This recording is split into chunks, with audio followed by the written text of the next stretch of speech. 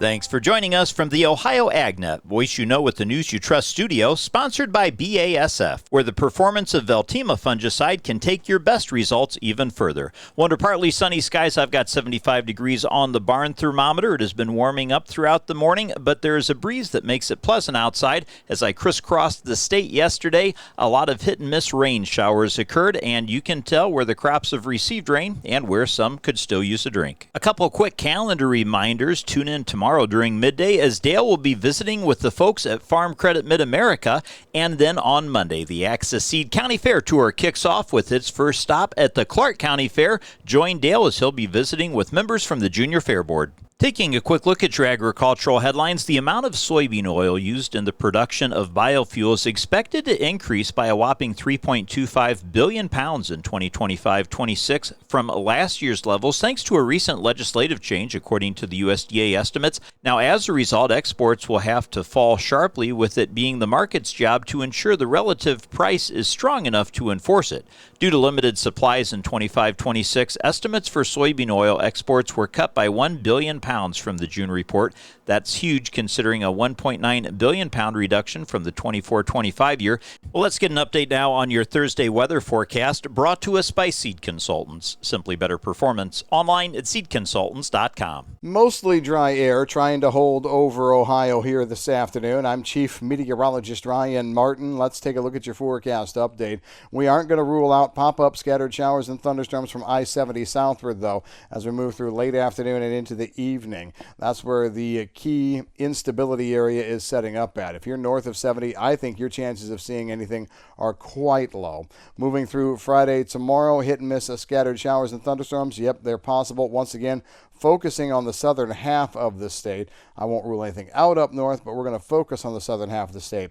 The weekend sees rain everywhere, especially Saturday, but even Sunday we can see lingering showers and storms. I'm meteorologist Ryan Martin. Thanks, Ryan. In other agricultural headlines, legislation was introduced in the U.S. House of Representatives and the U.S. Senate that would boost funding for rural mental health services. The so-called Farmers First Act, introduced in the U.S. House of Representatives and the U.S. Senate, would increase funding for the program from $10 million to $15 million annually for the next 5 years. The additional funding for grant programs would allow grant recipients to hire more staff to help support farmers, including behavioral health specialists, to counsel ag workers and farmers who are military veterans. Taking a look now at Ohio Ag News, the Ohio Corn and Wheat Growers Association congratulates Denny Vinacutter of Putnam County on his election to the National Corn Growers Association Board. A fourth-generation farmer, Vinacutter works alongside his three sons, raising corn, soybeans, wheat, and hogs in northwest Ohio. He is widely respected among his peers as a hands-on, experienced, and principled leader who brings deep knowledge of both agricultural production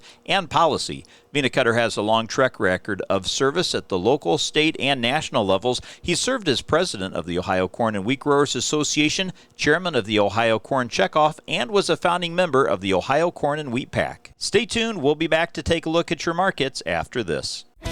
When you're buying seed, there's more to a transaction than money.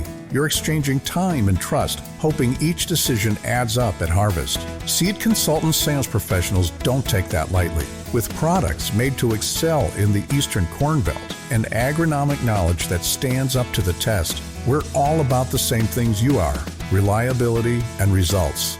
Buy into a better seed experience. Visit seedconsultants.com to view our corn and soybean lineup. Friday, July 25th is Recovery Ohio's Mental Health Day at the Ohio State Fair. Visit the Department of Mental Health and Addiction Services, the Department of Insurance, and other state agency booths.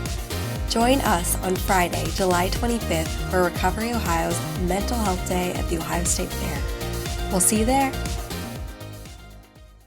Let's get an analysis on today's markets from Leist Mercantile. This update brought to us by Brandt, helping growers take control for over 70 years. This is Ryan Metzger with Leist Mercantile, providing you with your USDA announced export sales report update for the week ending July 10th. Exports for old crop corn was seen at 97.6 thousand metric tons.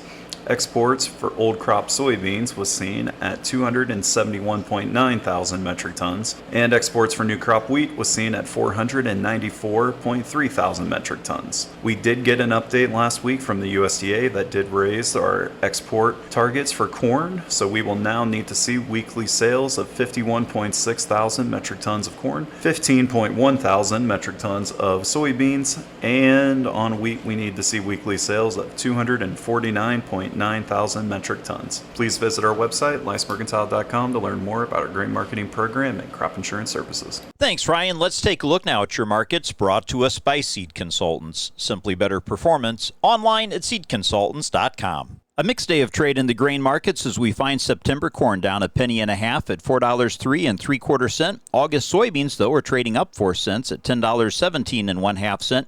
And wheat for September trading down 5 1/2 cents at $5.35 1/2. August live cattle trading down $1.25 at $222.65. August lean hogs are up 77 1/2 cents at $105.20. Thanks for joining us and have a great day, everyone. I'm Dusty Sonnenberg. This is the Ohio AgNet.